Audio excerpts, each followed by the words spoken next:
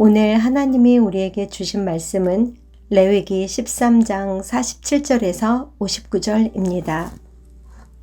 만일 의복에 나병 색점이 발생하여 털옷에나 베옷에나 배나 털의 날에나 씨에나 혹 가죽에나 가죽으로 만든 모든 것에 있으되 그 의복에나 가죽에나 그 날에나 씨에나 가죽으로 만든 모든 것에 병색이 푸르거나 붉으면 이는 나병의 색점이라 제사장에게 보일 것이요 제사장은 그 색점을 진찰하고 그것을 이레 동안 간직하였다가 이레 만에 그 색점을 살필지니 그 색점이 그 의복의 날에나 씨에나 가죽에나 가죽으로 만든 것에 퍼졌으면 이는 악성 나병이라.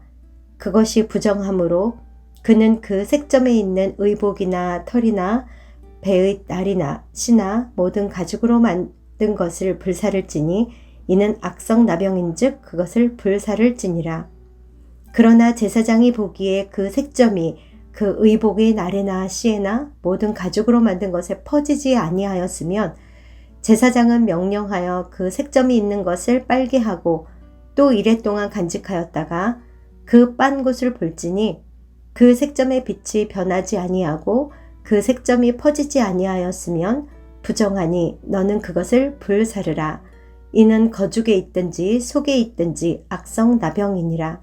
빤 후에 제사장이 보기에 그 색점이 엷으면 그 의복에서나 가죽에서나 그 날에서나 씨에서나 그 색점을 찢어버릴 것이요 그 의복의 날에나 씨에나 가죽으로 만든 모든 것에 색점이 여전히 보이면 재발하는 것이니 너는 그 색점이 있는 것을 불사를 찌니라. 내가 빤 의복의 날에나 씨에나 가죽으로 만든 모든 것에 그 색점이 벗겨졌으면 그것을 다시 빨아야 정하리라. 이는 털옷에나 베옷에나 그 날에나 씨에나 가죽으로 만든 모든 것에 발생한 나병 색점에 정하고 부정한 것을 진단하는 규례니라. 아멘. 오늘 본문은 이제 옷, 의복이나 어떤 가죽에 생기는 곰팡이에 대해서 나병균에 대해서 말씀을 하십니다. 이 옷, 의복의 털옷이나 또는 가죽으로 만든 모든 것에 나타난 이런 색점, 그것을 가지고 이것이 정한 것인지 부정한 것인지 그것을 어떻게 처리해야 할지에 대한 규례를 오늘 말씀하고 계십니다. 그런데 이 모든 것을 누가 판단을 합니까? 이 모든 것을 누가 판단하게 되냐면 제사장이 이 모든 것을 판단하게 됩니다. 의복에 어떤 색점이 발생하게 되면 그걸 가지고 제사장에 가지고 가서 제사장의 판단을 받아야 되는 것입니다. 어저께는 피부병이었죠. 피부에 어떤 질병이 나타나게 될 때 종기나 생기거나 불거스름한 색점이 피부에 생기게 되면 그것을 이제 제사장에게 보여주고 제사장에 의해서 그것이 옳고 그른지 정한지 부정한지를 판단하는 그런 내용이 기록되어 있었는데 오늘은 이제 의복에 대한 판단이죠.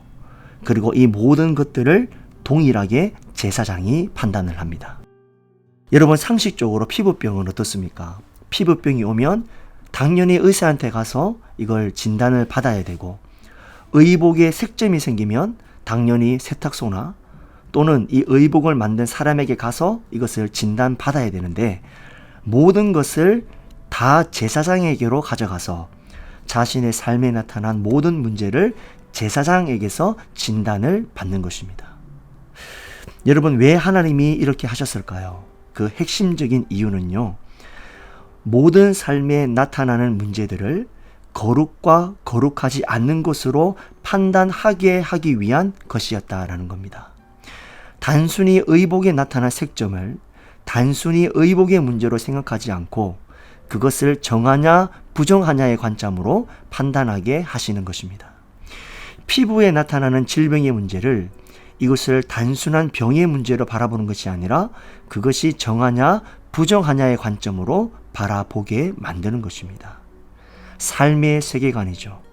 삶을 바라보는 관점을 그것이 거룩하냐 거룩하지 않는 것이냐 정한 것이냐 부정한 것이냐라는 그런 관점으로 판단하게 하기 위해서 삶의 모든 문제를 가지고 제사장 앞에 가지고 나가서 제사장으로부터 진단받겠다라는 것입니다.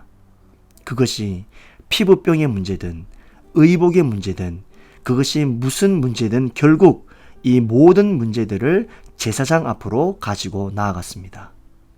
하나님께서 그렇게 명령하신 이유는 그렇게 함으로써 이 이스라엘 백성들로 하여금 자신의 삶에 일어나는 이 모든 것들을 거룩하냐 거룩하지 않느냐, 정한 거냐 부정한 거냐 라는 이런 관점으로 바라보고 또 해석하게 하시기 위한 하나님의 영적 조치였다라는 것이죠. 그만큼 이것은 이스라엘 백성들에게 하나님께서 철저한 거룩을 요구하셨다라는 의미입니다. 피부병이 일어나면 그 병을 고치는 것으로 끝나는 문제가 아니라 그 피부병을 통해서 거룩하냐, 거룩하지 않느냐를 계속해서 생각하게 하시는 것이죠.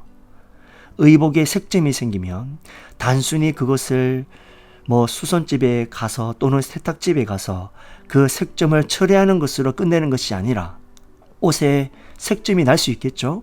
그러면 그 모든 것들을 통해서 이게 거룩하냐, 거룩하지 않느냐라는 관점으로 모든 것들을 바라보게 만드는 겁니다. 그래서 하나님이 이 모든 문제를 가지고 제사장에게 보이고 제사장으로부터 진단받으라. 이렇게 하나님이 어떤 영적인 조치장치를 마련하셨다라는 것이죠. 그만큼 하나님은 이 하나님의 백성들에게 거룩을 철저하게 요구하셨고 모든 삶을 어떻게 보면 거룩하냐 거룩하지 않느냐라는 단순한 세계관과 관점으로 바라보게 하심으로써 아주 철저하게 거룩을 지키는 또 거룩을 추구하는 그런 하나님의 백성으로 세우기를 원하셨다라는 겁니다. 그래서 오늘 이 본문을 통해서 우리는 우리 삶에 얼마나 우리가 이 거룩의 철저한 삶을 살아가고 있는가를 다시 한번 우리 자신을 점검할 수 있었으면 좋겠습니다.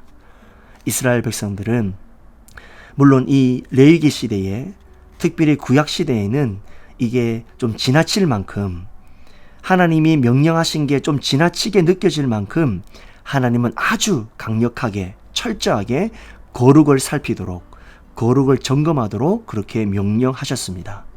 우리도 이 레위기서에 담겨져 있는 이 하나님의 메시지 그 정신을 우리들도 개성해서 이와 같은 율법의 형태는 더 이상 유효하지 않지만 그러나 이와 같은 율법 안에 담겨져 있는 하나님의 마음, 하나님의 백성을 향한 하나님의 그 요구를 오늘 우리가 다시 한번 기억하고 정말 하나님 우리가 철저하게 정말 더 거룩을 추구하는 거룩한 하나님이 백성이 되게 하여 주시옵소서.